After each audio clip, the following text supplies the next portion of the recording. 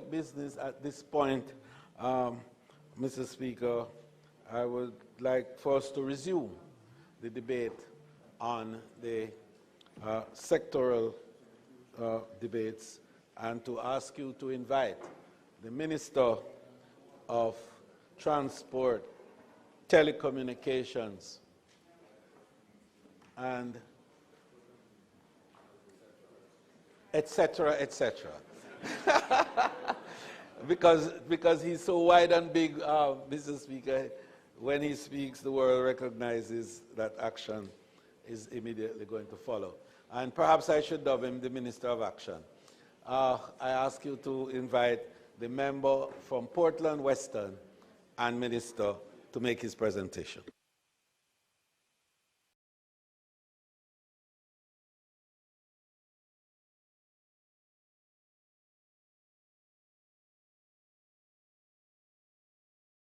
Member from Portland Western, you now have the floor. Mr. Speaker, I rise today in this honorable House with deep gratitude and an even deeper sense of responsibility as we chart the course for the vital sectors under my portfolio responsibilities: science, energy, telecommunications, and transport. These sectors form the backbone of our national development, driving innovation, connectivity, and efficiency in service to the people of Jamaica. Before I begin, I must take a moment to sincerely thank those who support this mission every single day. Madam Speaker, today, May 20th, I selected for my sectoral presentation has added significance. Today is my late father, Douglas Wild's birthday. He would have been 87 years old. A man who served his country as a freedom fighter and a then Member of Parliament and Cabinet Minister, Member of Parliament from 76 to 93, and a Cabinet Minister during the 80s. A true patriot who inspired me to follow his footsteps. Hence, like him, so far, I'm a 4-term consecutive MP in one constituency over the last 18 years, and a Minister of Government for 13 years. So I say happy birthday, Dad. And I made mention of the consecutive MP because I see a trait and a routine that's happening now where persons don't stay one place. They move around quite frequently all across the country, trying to find a safe seat. To my dear wife, Anne-Marie, who I would dare say is not even more than a wife, one of the best performing members of Parliament in Jamaica.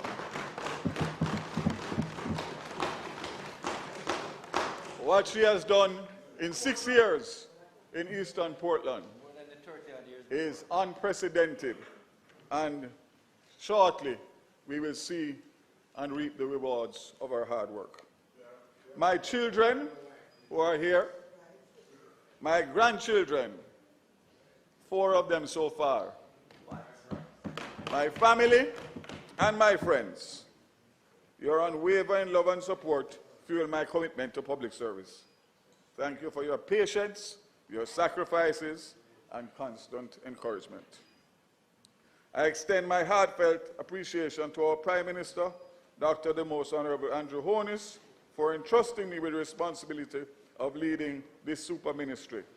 My State Minister, Honorable J.C. Hutchinson, for his continuous support, my Cabinet colleagues, heads of agencies across all 4 sectors of the ministry.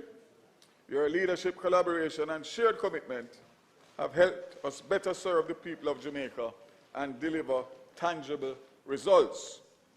To the leadership and the staff of the Ministry of Science, Energy, Telecommunications, and Transport, thank you for your tireless efforts and work. I especially wish to recognize Permanent Secretary Mrs. Carol Palmer, whose steady hand and principled leadership continue to guide us. To our senior managers, technical experts, administrative staff, your dedication is the engine behind our progress. I commend you all for the service that you continue to give to our nation. Express my sincere thanks to our board members, my advisors, whose expertise and counsel have been invaluable, shaping the strategies and successes I will share today. To my close protection officers, thank you for your steadfast support and professionalism, which allows me to fulfill my duties both as a minister and a member of Parliament. I'm deeply grateful for the sacrifices that you make for me and my family. To the people of West Portland who have entrusted me with the honor of representing you, again, I say thank you, because without you, there would be no me. And it is always important to understand how it works. If you don't be successful at the constituency level, then obviously your chances of being a minister are not very much. And therefore I say to them, thank you for your continued support, and I am proud to serve you. Madam Speaker, we have lost dear colleagues along the way over the last few months. Just to mention two, the first, Mr. Ransford Harvey, a member of the Ministry Security team, who served in his capacity for almost 30 years. He was diligent in his duties and appreciated and respected by all who came in contact with him. The other confidant and my executive assistant, Ms. Patricia Reed. Pat was more than an executive assistant. She was a cherished member of our team, loyal, hardworking, and deeply committed to our mission. Her absence is deeply felt, and I again extend my condolences to her, family, friends, and all who had the privilege of working with her. May her legacy of service inspire us all.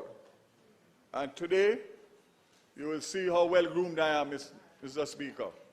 Got a haircut this morning, wearing a new suit, wearing my Jamaica tie, because I know that she's watching over me. And if I didn't do this, then she would not be happy where she is today. She is irreplaceable. As I now begin my sectoral presentation, let us remain focused on the work ahead, advancing policies and initiatives that strengthen our economy, improve public service delivery, and transform lives for the better. The theme of today's presentation is Innovating for a Sustainable Future, Advancing Science, Energy, Telecommunications, and Transport. Mr. Speaker, throughout the fiscal year, the four key sectors under my portfolio, science, energy, telecommunications, and transport, have made substantial strides.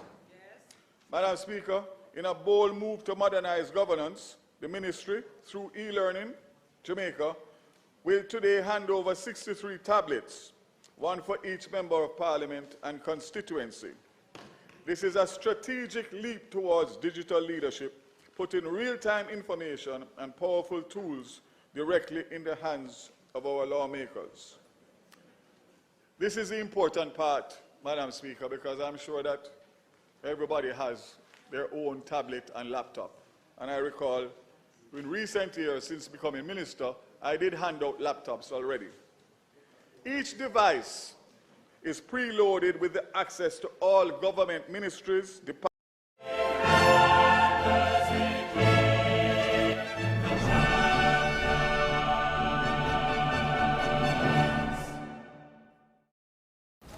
Any questions? I totally missed all of that. Look, you had voice recorder on your Immediate access to the ministry's vision, priorities, and policy direction. Amen. Mr. Speaker, the days of printing hundreds of thousands of dollars worth of pages for each sitting of the House has long passed. And as we embrace the digital transformation taking place across government ministries, agencies, and departments, the House must follow suit and not be left behind. This is a win for every Jamaican, a clear signal of our commitment to transparency, accessibility, and a digitally connected future. No one will be left unaware of the benefits the government of Jamaica provides. So, Madam Speaker, It will allow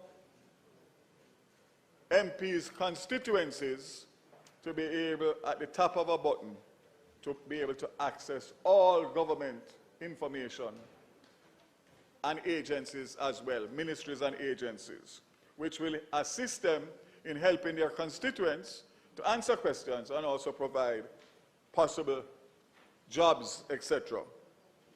Madam Speaker, MSET is leading a science-driven transformation starting at the earliest levels. In partnership with the Early Childhood Commission, the Ministry of Education, Skills, Youth and Information, the Scientific Research Council and the National Commission on Science and Technology, we have launched a pilot initiative that integrates scientific principles into the early childhood education for children aged 2 to 8 years old. This nurturing early scientific thinking nest. This program will equip educators with STEM kits and low-cost activity books to make science fun, simple, and engaging in the classrooms. Madam Speaker, the next generation won't shy away from science. They will continue to embrace it as a powerful tool to transform Jamaica and shape the world with their bold innovations. Madam Speaker, our focus does not stop at the early childhood level. Through the SRC, over 1,900 students participated in the Young Inventors and Innovators competition. Over 1,400 students were engaged in science in the park, and 101 STEM ambassadors are now mentoring young Jamaicans. Madam Speaker, we're not just teaching science, we're building confidence, ambition, and dreams. Hear, hear. Madam Speaker, Jamaica is the first small island developing state in the Caribbean to complete the GO-SPIN, Global Observatory of Science, Technology, and Innovation Policy Instruments. Policies mapping exercise with UNESCO. This work will be published on UNESCO's website in 2025, placing Jamaica on the global science policy map. As a result, we now have the tools to systematically improve our science, technology, and innovation landscape by implementing targeted interventions that will improve our science, technology, and innovation index. Together with our updated National Science, Technology, and Innovation Policy, we are showing that Jamaica is ready to lead and not follow. Mr. Speaker, we are leading. In the previous financial year, SRI helped several small businesses improve compliance and turn ideas into income.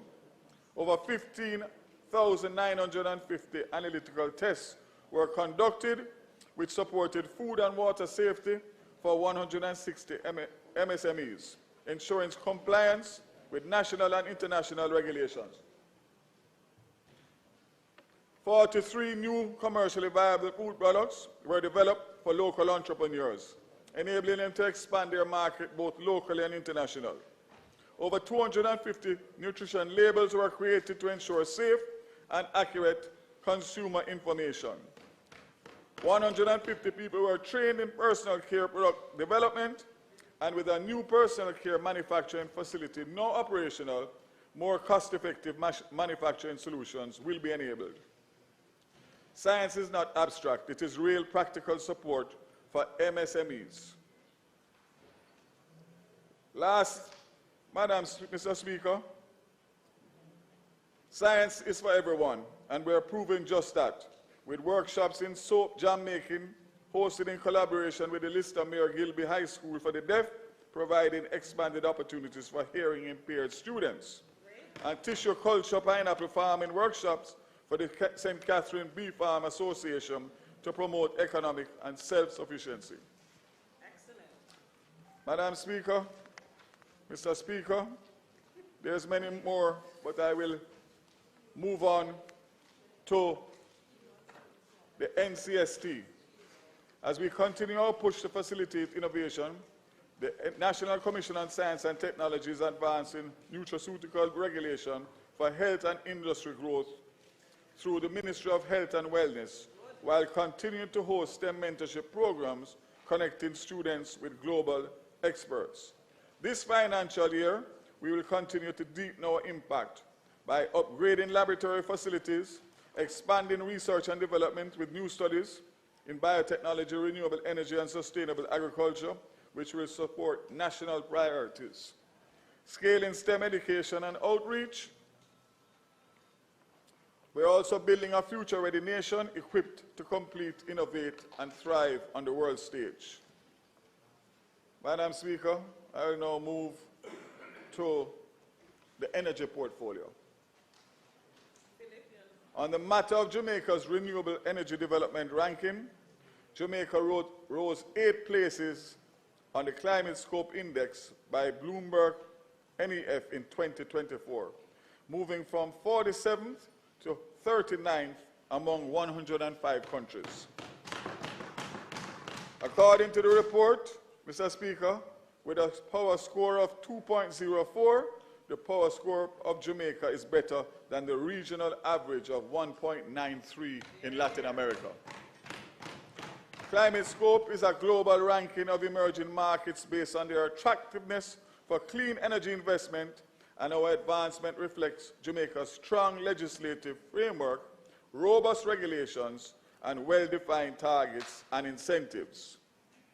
As a government, we are strategically advancing towards our 2030 goal of generating 50% of Jamaica's electricity from renewable sources through targeted investments, policy reforms, and infrastructure development.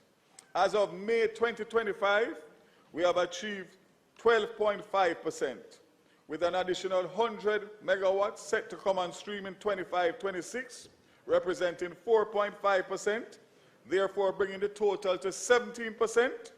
Subsequently, in addition, an additional 220 megawatts will go to the market in 2025 to come on stream in 27-28, which will represent an added 10%, therefore bringing the total to 27%.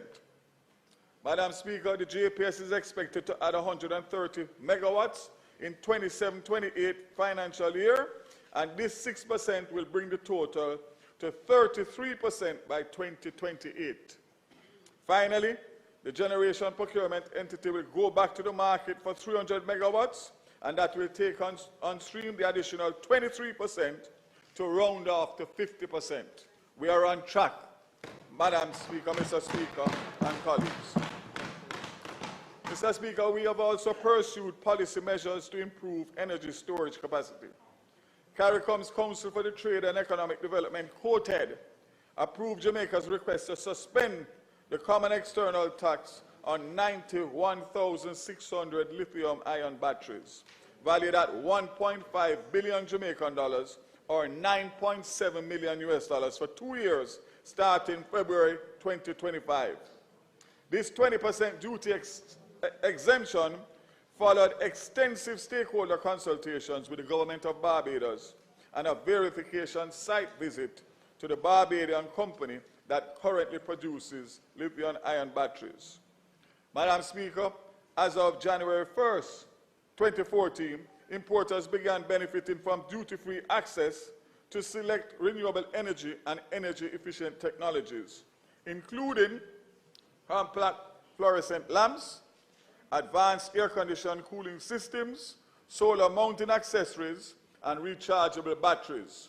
This arrangement, approved under Article 83(3) of the revised Treaty of Chaguaramas at the 57th meeting of COTED in November 23, continues through to December 2025. Let me emphasize, Mr. Speaker, that these duty exemptions remain unaffected by recent U.S. trade adjustments. However, under the revised Caribbean Basin Economic Recovery Act, which once provided a non-reciprocal export duty waiver, Jamaica must now operate at 10% of the value of the exported finished products. Petrojam is currently assessing the implications for our most favored nation status, while the ministry monitors solar imports from China for price fluctuations. Despite the impacts of Hurricane Beryl, Jamaica's clean energy infrastructure showed resilience. In 2024, solar and hydropower plants generated 11% and 7% more energy, respectively, adding 21,209 megawatt hours to the grid and helping to offset reduced outputs from the wind farm, natural gas, and petroleum fuel plants. In response to the rising demand for renewable self-generation, the Ministry updated its procedures for electricity net billing regulations to better align with the 2022 regulations. In 2024, 60 licenses were issued, totaling 0.8 megawatts of capacity. In total, Jamaica now boasts 1,239 licenses for households and businesses, representing 26.1 megawatts of distributed solar capacity, up from 1,179 licenses with 25.3 megawatts in 2023. Madam Speaker, as I stated in my update on the 9th of April 2025, it is very clear Jamaica has not been well served by its electricity industry. The arrangements put in place by the previous administration, the Jamaica Public Service License in 2001, and the Electricity Act in 2015 are deeply flawed. And this government is now taking hard decisions to correct the failures of the opposite. Let me say clearly that I had indicated earlier that my friend and colleague was the one who had negotiated and signed, and he rebutted by telling me that he was a part of the administration that signed, but he was not the minister. So I apologize, but it's still a bad deal. I wonder who that was. I wonder who that was. Yeah, you remember? Remember? You can't recall. On the license, as I have said in the House previously, the global and economic situation has changed substantially since 2001, and we agree on that. Therefore, the license terms, which were renewed in 2015, were not suitable then and are even less suitable now. We agree on that. Yes. As a stark example of this, and one that was felt by every single Jamaican, was the failure of JPS in the aftermath of Hurricane Beryl. The delays in restoring power and the missed deadlines were unacceptable. A situation where, as minister, I had to intervene on behalf of the government to hold the JPS to account. More broadly, under this license, electricity prices remain among the highest in the region. We agree on that. This is intolerable, both for family budgets and our critical private sector, limiting the creation of jobs and economic prosperity. All because for too long we have been locked into this legacy agreement which does not work for a modern Jamaica. However, I am pleased to say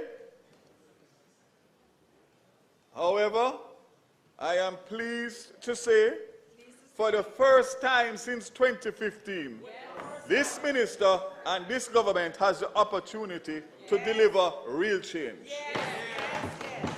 Change for the benefit of Jamaica and Jamaicans. I can assure you that we will do whatever it takes to do that.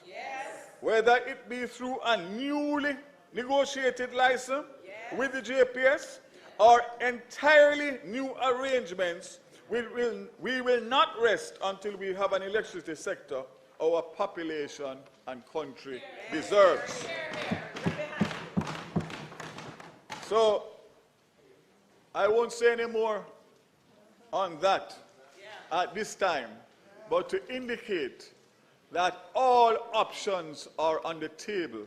All options are going to be reviewed, and Jamaica finally is going to benefit from the right negotiation by the right minister and the right government.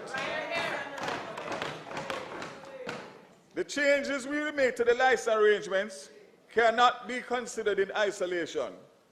JPS have done what they can do to manage a system with the constraints of a regulatory framework which is not suitable for a modern energy and electricity system. I thank their shareholders both for this and for their continuing to invest in Jamaica. However, the framework within which this license operates need to adapt. It doesn't provide the right incentives, and it is failing the Jamaican people. The world has changed, technology has changed, and our expectations for energy provisions have changed. We cannot and will not continue with our electricity system which has such high costs, and we cannot continue with a system where 30% of the power is stolen.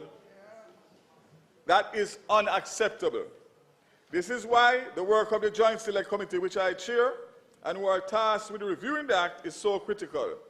We have consulted widely, encouraging participation from the public and industry alike, reviewing every aspect of the Act, strengthening our response to natural disasters, to options for reducing theft and losses, to considering competition where appropriate and regulation where it is not.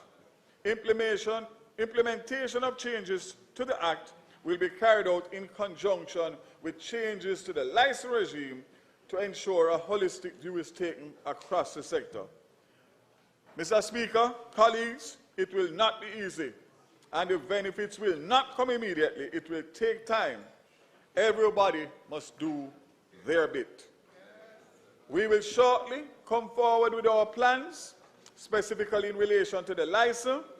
We, unlike our predecessors, will not miss the opportunity to reset the electricity sector for the benefit of the entire population. Again, I want to assure that as we did in the Joint Select, we had massive consultations from stakeholders and everybody. That has started through the consultant who is assisting us in the renegotiation for the license, and I commit not only to my opposition colleague and the opposition, that they will be brought to the table, as well as all who is listening who has an interest in the sector, because we are an inclusive government. But I would say that I'm not really in a rush to get to the opposition yet, because based on your antecedents and your performance with the first two licenses, I don't know what you would bring to the table now to assist me.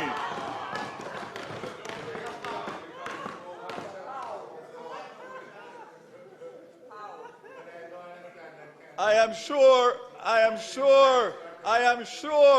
that if something intervenes, on a particular date intervenes, that the people will choose Jamaica. Madam Speaker, I now turn to provide an update and offer clarification of Jamaica's house wiring and inspection program, a vital initiative aimed at improving household safety and expanding access to electricity for our most vulnerable citizens. Following a meeting held on April 22nd involving MSET, JSIF, and the Jamaica Public Service, a number of operational matters were raised ahead of the scheduled implementation date of May 1st. Mr. Speaker, pursuant to correspondence received from JPS, I wish to clarify a specific reference made in Ministry Paper 09/25, which outlines the revenue measures for 25-26 fiscal year. The paper currently states that the new prepaid electricity customers will be eligible for the credit facility during the 6 months immediately following the effective date of the policy. Importantly, the provision that the credit facility will terminate 11 months after the effective date remains unchanged.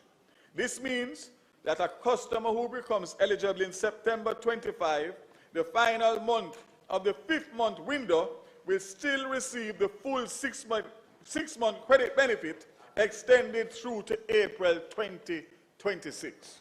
I'm going to repeat that, just for clarity and to make sure that my colleagues on the other side understand it, so when they speak to it, we are speaking on the same page. Yeah, you hear, Fitz? You just come, you're late. Come on time. Let me say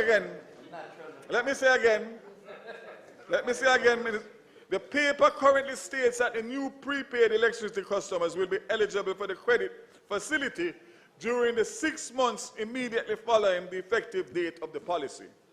Importantly, the provision that the credit facility will terminate 11 months after the effective date remains unchanged.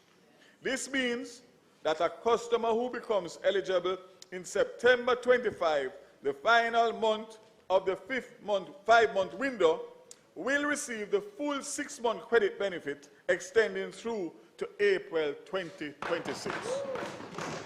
Additionally, Mr. Speaker, I must clarify the matter of program targets. The facility will support a maximum of 20,000 new prepaid customers. However, only those onboarded within the 5-month eligibility period between May and September will be accommodated.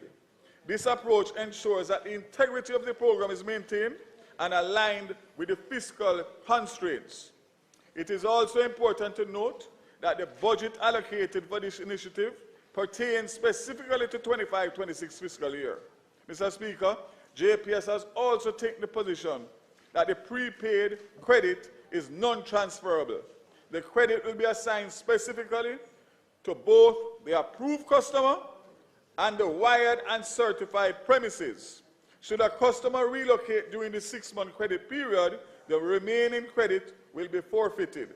Similarly, any new occupant of the vacated premises will not be eligible to claim the remaining benefit. Mr. Speaker, the House Wiring and Inspection Program is a meaningful step towards greater equity and access to the energy sector. These clarifications are important to ensure that the program is implemented efficiently, transparently, and in keeping with the objectives of social inclusion and responsible public financial management.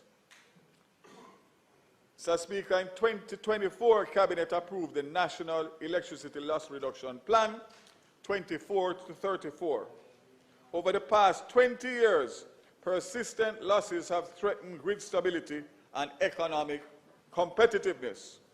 To combat this, JPS will invest $13.2 billion or $84 million over a 10-year period to improve its technical and commercial operations.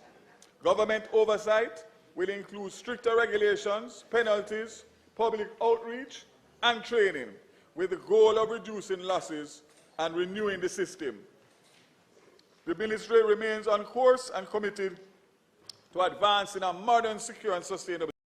We see our customers as people, neighbors, friends. Flow customers, get your $20,000. Lower cost and enhanced energy independence. Mr. Speaker, from January to December 2024, the government through Petrojam supplied 11.1 million barrels of petroleum products to both local and export market. This volume was achieved through a combination of refining and imported finished petroleum products. Crude oil was also sourced from key partners, including Barbados, Brazil, Colombia, and Ecuador, ensuring a diversified and stable supply chain. From 2024, Petrojam exported 4.5 million barrels of petroleum products, generating over $500 million in export earnings, a landmark achievement in this regard. Mr. Speaker, is a new contract to supply Trinidad and Tobago with both high sulfur and very low sulfur fuel oil. This deal is expected to yield $14 billion Jamaican in export earnings, further strengthening Jamaica's energy trade position in the region. Despite some challenges, Petrojam continues to make a strong contribution to national revenue. The necessary steps will be assured to ensure that this continues. Over the next 3 to 5 years, Petrom will focus on optimizing its existing operations while advancing cleaner energy solutions. Key elements of this strategy include production and supply of ultra-low sulfur diesel, expanding access to environmentally friendly fuels, strengthening LNG supply to support energy diversification, advancing Jamaica's climate change agenda by implementing a comprehensive environmental, social, and governance program, driving the installation of solar systems, enhancing energy efficiency in refining operations, and increase the production of sustainable biofuels. Petrojam, Mr. Speaker, is progressing with its project to install facilities that will convert heavy fuel oil into asphalt, increasing monthly output from 4,000 barrels to 19,000 barrels. This project is scheduled for completion in the first quarter of 25-26, ensuring greater domestic availability and export potential. Petrojam aims to refine 8.2 million barrels of crude oil to meet domestic and export sale targets. The remaining supply will be supplemented by imported petroleum products and blend stock to ensure a stable and competitive energy market. In relation to oil and gas, Madam Speaker, in March 25, the production sharing agreement with United Oil and Gas was extended to January 2028 with an updated work program items for the agreement. The extension allows United Gas and Oil to continue de-risking the offshore prospects and continue their search for an exploration partner with the aim of drilling exploration wells with the drill or drop decision now due by January 2028. Again, I know that this matter has come out in the public domain several times, and the information that has come out is not accurate information. So I would just caution everybody to say that if and when we reap success, you will be the first to hear about it through the ministry. Move on to telecommunications. Madam Speaker, telecommunications sector plays a strategic role in bridging the digital divide, enhancing national digital infrastructure, and driving the transition to an inclusive, knowledge-based economy. Through agencies such as eLearning Jamaica Limited and the Universal Service Fund, this administration has invested no less than $5 billion in the past 4 years in providing Jamaicans across the length and breadth of Jamaica with improved access to technology. $5 billion in 4 years. As eLearning Jamaica proudly celebrates its 20th anniversary, we salute the agency for its commitment of integrating technology into the educational landscape. In the last financial year alone, and I would like everybody to listen to this, the last financial year of eLearning Jamaica, eLearning provided over 11,000 laptops and customized desktop computers for special needs students, as well as 1,100 projectors valued at $874 million, and deliveries continue. They did 800 interactive panels to over 700 institutions. Procured 400 charging cards valued at $73 million for the distribution to educational institutions to enhance device accessibility and mobility. Listen to this, Leader of Opposition. Provided 2,700 teachers. Provided 2,700 teachers with laptops under the Own Your Own Device program. Bring in the total number of beneficiaries under this program to 26,000 educators at a cost of $2.3 billion Jamaican dollars. 26,000 educators received at a cost of $2.3 billion under your own device. So 2,700 teachers, 26,000 educators. Madam Speaker, through the eLearning Jamaica, the Jamaica Library Service received 400 laptops valued at $24 million Jamaican dollars to be used as part of digitization of libraries island-wide. The Early Childhood Commission was provided with 40 laptops, 2.4 million Jamaica dollars to enhance service delivery to their stakeholders. 200 laptops valued at 12 million Jamaican dollars provided to lecturers at UTech for research and course delivery. 300 devices valued at $18 million were distributed to the Holy Trinity and Newell high schools to improve literacy and numeracy for grade 7 students.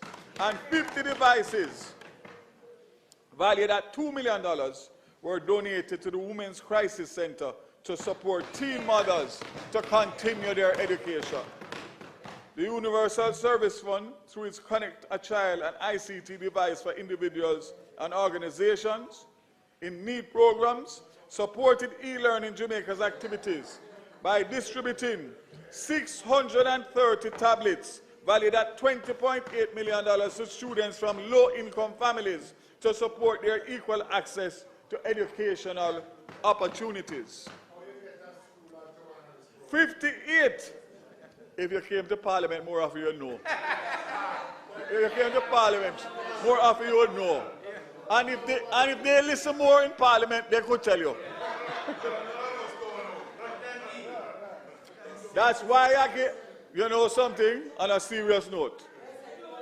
Those tablets that I gave out today has downloaded every ministry and agency's website and apps, etc., that you can press a button after I leave here today, and you can research all of this, and hopefully it will benefit all our constituents on both sides in short order. 58 ICT devices to needy citizens across Jamaica at a cost of $10.5.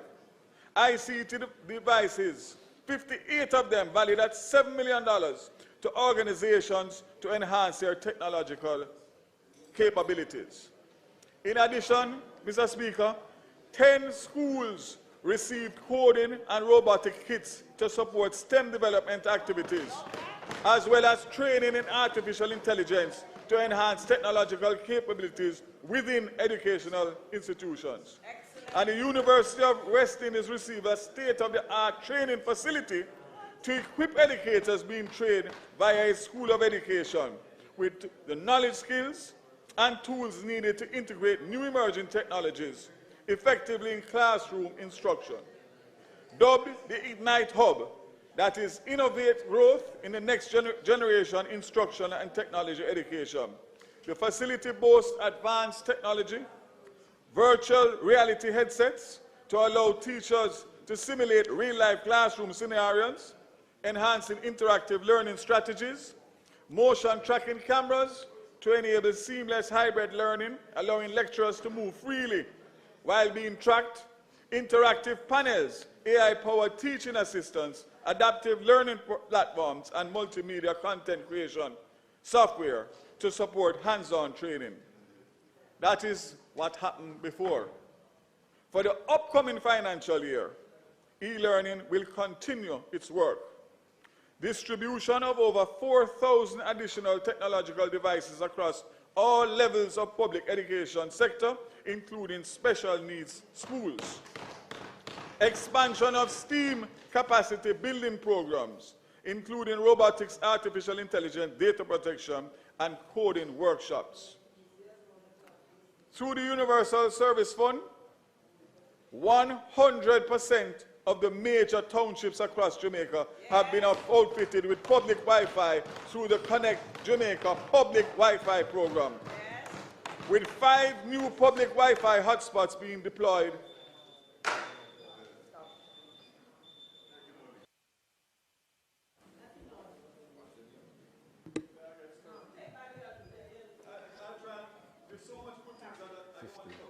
Okay.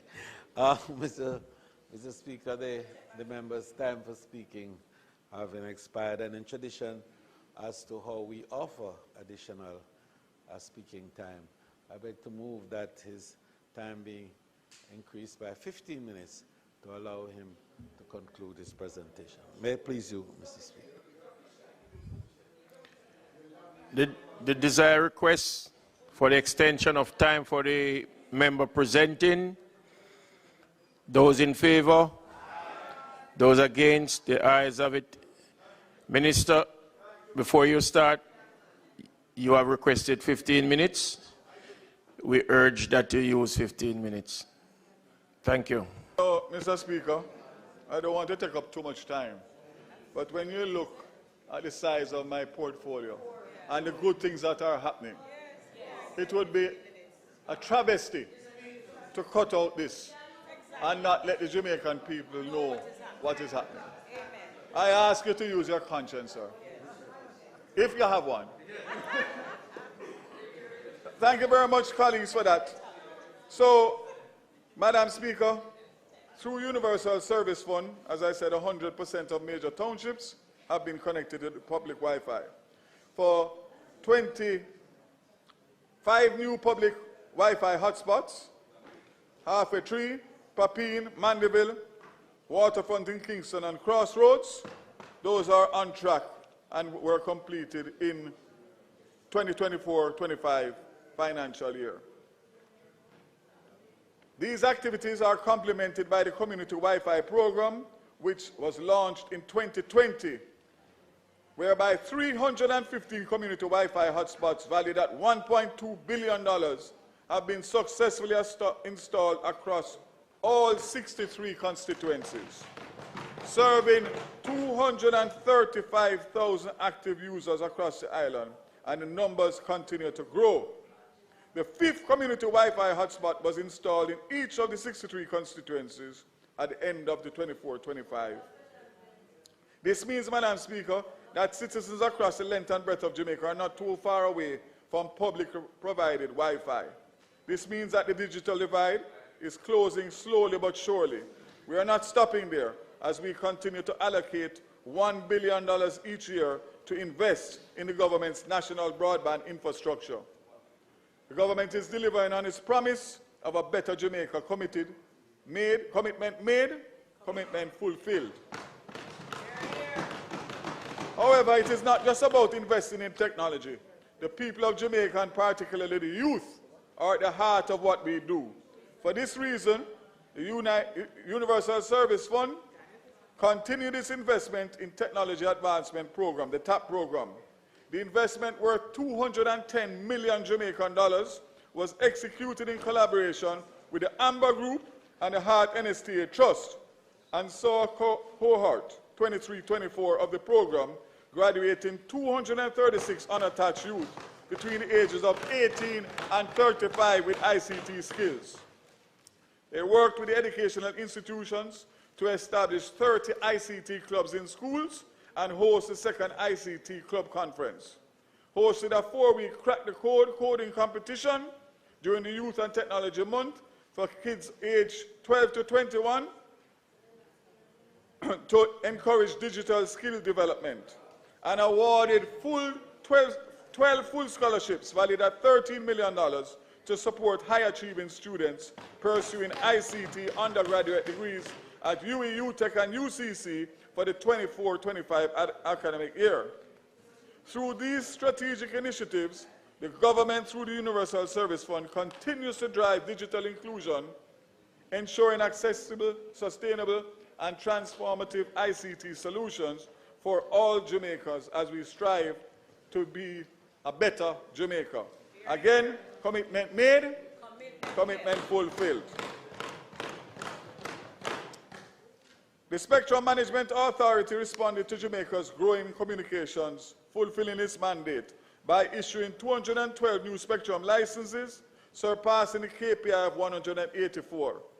Renewed 547 licenses, exceeded the target of 481, successfully completing the public call for application for licenses in the 600 megahertz band, securing a potential $24 million in spectrum fees, US dollars, resolving 8 interference cases, ensuring the continued safety of aeronautical communication, and conducting frequency and modulation audits island-wide. In 25-26, they'll continue the modernization of the radar monitoring and direction find system to improve efficiency, integration of AI and data mining for enhanced spectrum monitoring, establish strategic spectrum monitoring stations in key areas including airports and airdromes. strengthen evidence-based policy framework to support Jamaica's transition to an advanced wireless infrastructure. Mr. Speaker, Hurricane Beryl taught us some valuable lessons. An important one is the vulnerability of our communication infrastructure and its interdependence on other utilities. Last year I was hard on our telecommunications service providers and even on the Office of Utilities Regulation, but only because, like all my colleagues here, I want the best for the country. Mr. Speaker, some promises are easy to keep, others require grit and hard work to see them to fruition. For this hurricane season and beyond, a more agile and robust response is anticipated. Our major telecommunication providers have promised to up their game by moving more equipment on island once an announcement of an impending hurricane is made, to invest in additional generators and solar technology to decrease dependency on a single source of energy and a greater uptime for all cell sites.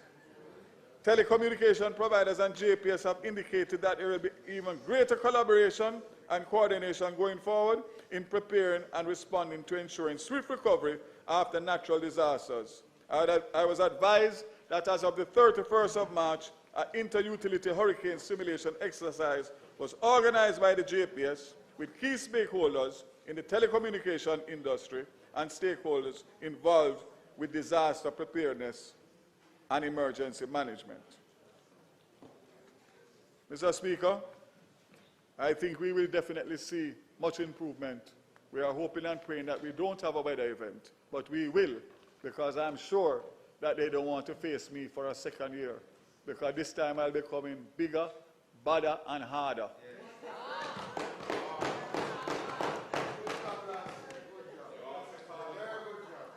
Mr. Speaker, I could not speak here today without addressing two things.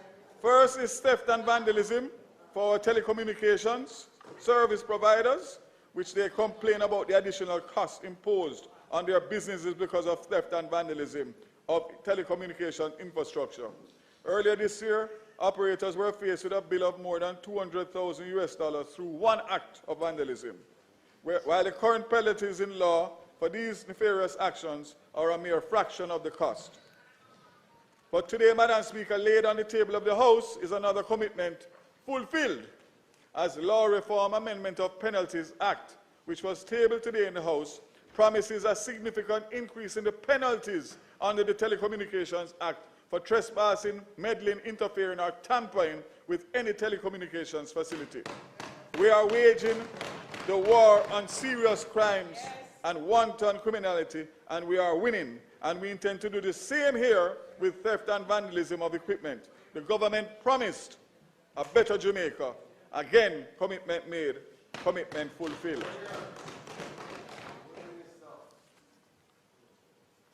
Let me close by just giving you a brief update. The status of the third domestic mobile telecommunication provider. I had a meeting last week with the EU ambassador and the European banks, and I was heartened that they could give me a confirmation that a recommendation will go to the board of the bank for the funding for the third telecom provider, which Rock Mobile. They have gotten several extensions because of not being able to roll out, COVID and other factors. And we have been very sympathetic because we understand the landscape. But this is the first time that I can stand here in Parliament and indicate that I was given the assurance, and I'm expecting to get a letter stating that in short order once the bank, the approval of the board, but the recommendation is there. So we look forward to that, because that also will do big things in terms of improving service in unserved areas, and of course giving options to consumers in the near future. So I don't want to preempt, but I think it's important that the country knows, and I look forward to updating you. Mr. Speaker, I'm closing on the last portfolio responsibility. I saved the best for last. And that is one that makes my heart full. and that is transportation. Yes, yes. What are we happy? Let me start with the rural school bus program. Children in rural Jamaica, and every member of parliament represents a rural constituency, and those who represent an urban constituency, know that every morning when the school children finally get to the bus stop, coming from deep interior areas, using all forms of transportation to get there, the first thing that they are met with, a cry across the taxi stand or the bus park. No schoolers, no schoolers, no schoolers. Why is that, Mr. Speaker?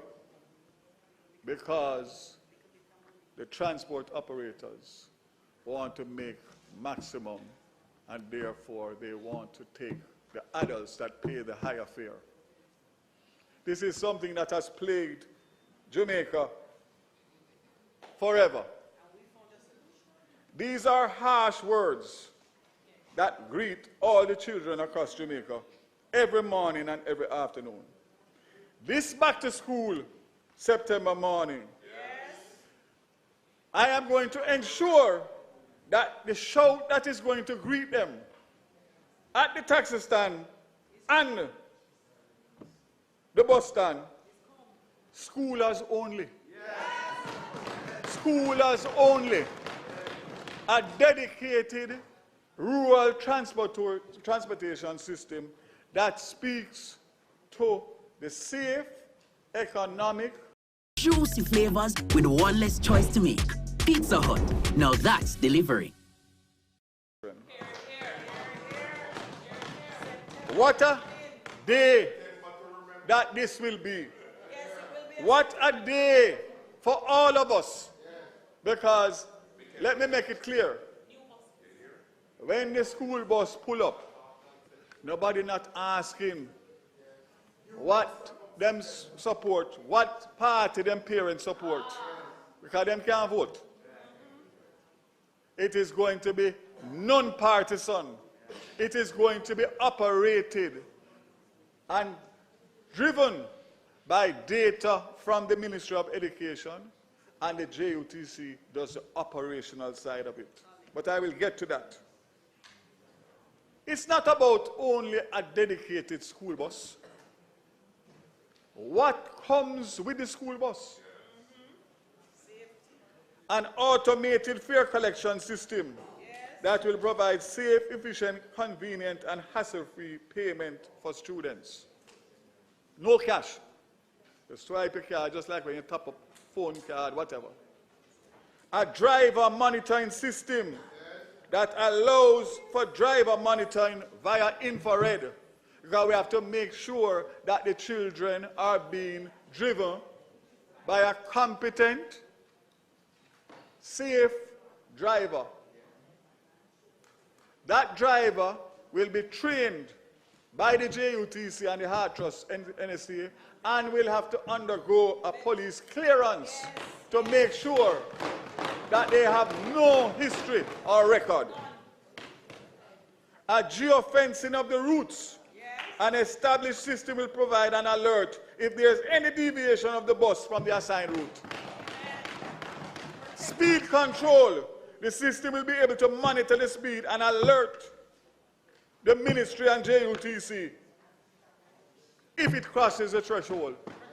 So if you want to call it a speed sensor, you can call it that. A seamless parental control.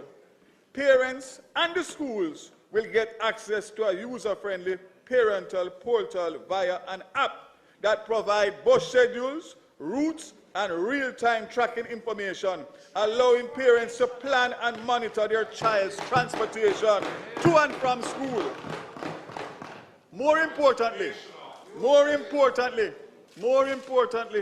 Mr. Speaker and colleagues, and all of Jamaica, every morning that a parent sends a child to school, They pray from the time they walk out to the time they get back in. Because there are so much challenges that they are going to face all through that day. That when they come home, it is a sigh of relief. For that, we are going to have an attendance tracking, which will track students' attendance on the buses, maintaining accurate records and accountability to ensure that no students are left behind or misplaced during transit. Too many children have died on our roads from school in passenger public. Well, I know I'm going to get the time. Oh, no. Minister, I know you said that you're wrapping up, but you're still presenting. We are going to give you 3 minutes.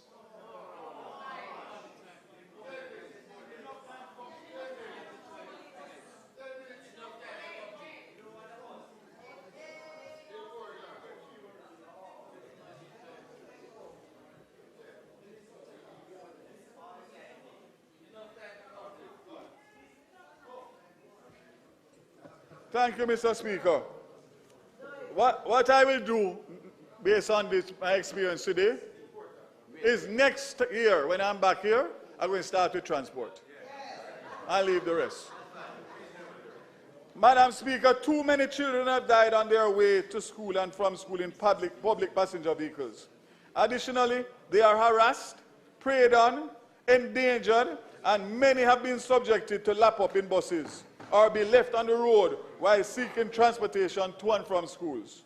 This government, under the leadership of Dr. Andrew Michael Honis, will be rolling out phase 2 of the dedicated rural school bus system to minimize the misery index of our rural students and parents and enhance their safety during daily commute. The continued rollout is scheduled for the start of the 25 September school year, and will see dedicated school buses being provided to approximately 258 of the 850 rural schools, which is just about 30% of the rural population. A drop in the bucket, Mr. Speaker, but we are on a mission. I want to pause here to say that without the collaboration and joined-up government approach of the Ministry of Education, starting with the Minister of Education, the Permanent Secretary, and the Director of Safety, Richard Troop, this would not be possible. They have given us the data, and they are working with us assiduously to make this a reality. So phase 1 will be 60 buses deployed in September 25, and the other 40 by January school morning 2026. But you know, everybody talk and say, boy, announcements are great and grander. Everybody in Jamaica and everybody in this house know that I don't do that. If I tell you something will happen, it's on train. And I can tell you that up to today, we were, before I left to come to Parliament, we were in discussions with PPC to amend the submission, and we are hoping that we will get the go-ahead to be able to go to Cabinet as early as Monday, to be able to get the buses here, to be able to start to do what needs to be done to them so that they will be ready for September morning. It's not about buying the buses. That's the easy part. It's about making sure they are refurbished, retrofitted, and they are outfitted with the technology. So, Mr. Speaker, I want to make it abundantly clear. The government is not competing with rural taxi operators. We are making it easier, safer, and more secure for our students to be transported. This well-being is no competition, Mr. Speaker. We must simply safeguard our future. The buses provided will be only for students. They will not carry other passengers. Therefore, it is not a threat to the economic livelihood of transport operators. There is more than enough why the kids can't get a bus, a transport in the morning. But this is the most important part, Mr. Speaker, for me. And that is the savings. The savings, Madam Speaker, will be subsidized, Mr. Speaker. And currently, the JUTC has a subsidized student fare, which is between $30 and $50 for students, depending on the trip. This is going to be extended to rural Jamaica, which means that the current fare for each student in rural Jamaica, depending on the distance, is between $150 and $300 Jamaican dollars per student per trip. So that will be $300 to $600 per day per student. And we all know that most rural families have more than one child. In some cases, I have the experience of parents coming to me to seek assistance because if not, they have to decide which one of the children look the brightest and invest the money in that, and the rest of them stay home. I see you looking at me, leader, but it's a fact. You may not know it, I'm telling you. And it happens all across. So in this new dispensation, the fare for a round trip per student will be between 60 Jamaican dollars and $100 per day. You just imagine what that can do in terms of allowing more students to go to school to get the opportunity to get an education. What is going to be even more is that is $6,000, sorry, $3,000 per week in savings. Therefore, Mr. Speaker, that is an 83% reduction, and no politician and no member of parliament and no Jamaican should ever badmine a system that can do this for rural families. So I am calling and making an appeal to leave the politics out of the picnic and business, especially with the election on the night. It is not worth it. Let us work together on this one. So therefore, Madam Speaker, for the school year, the savings can be $60,000 per term by using the rural school bus children. For the school year, that is $180,000 a year. And that gives us 180,000 reasons to ensure, despite whatever people will say about the buses, we will not allow the negativity and pessimism to cause the school bus system to be delayed. And I'm making a call to all of my colleagues here. When you hear it from misguided people, deal with it right away. When you hear them talk about the age of the bus, the mileage of the bus broke down when it not broke down, that is simply evil and bad mind. Madam Speaker, Mr. Speaker, sorry, I won't advise the parents on how to spend the savings that will come from the rural school bus system. Whether it is to buy a Pro Box or saving for some other aspiration. What is undoubtable is that we are making a tangible impact on the cost of living for rural families across Jamaica that will allow more children to go to school in a safer, more economic way. They deserve it, Mr. Speaker. I don't know how some of them do it, coming from where they are coming from and the distance. So let us agree to accept. The last thing I will say on that is that the regional offices of the Ministry of Education are responsible for routing and the assignment of the buses. I am calling on every member of parliament, because it will affect every parish, to have your own discussions, give your own concerns and your own advice as to what you think is best, to make sure that at the end of the day we have the input from the Ministry of Education, the JUTC, and of course the representatives at the end of the day. You never heard me say a while ago about bad mind. You never heard what I said about bad mind. Why are you wishing broke down? Minister, why are you wishing broke down? stick to your time.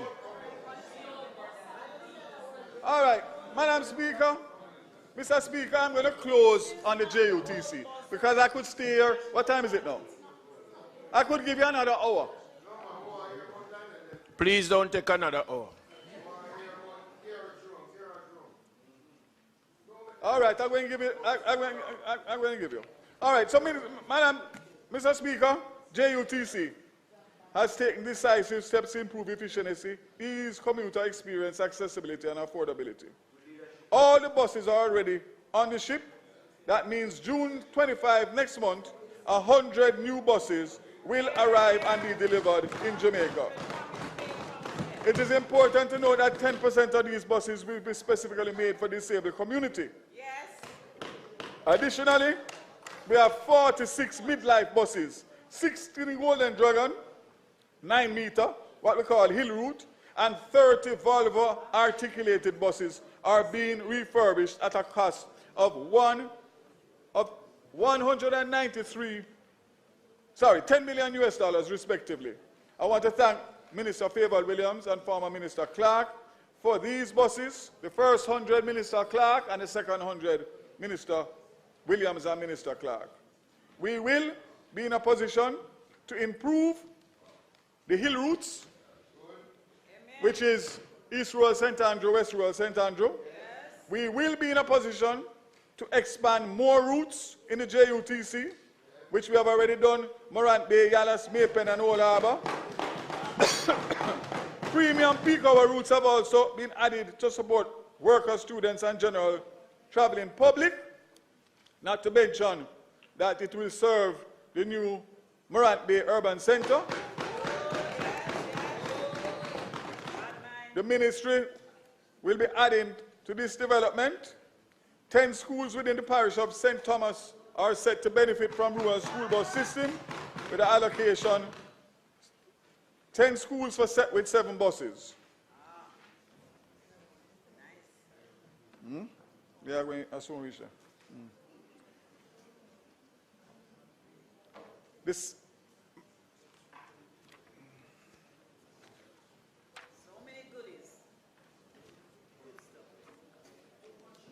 So, Mr. Speaker, we also have buses that are being tested. We have electric buses, 6 of them, and we have 1 range extender electric bus which can go up to 1,600 kilometers. So we're looking at how we can improve efficiency.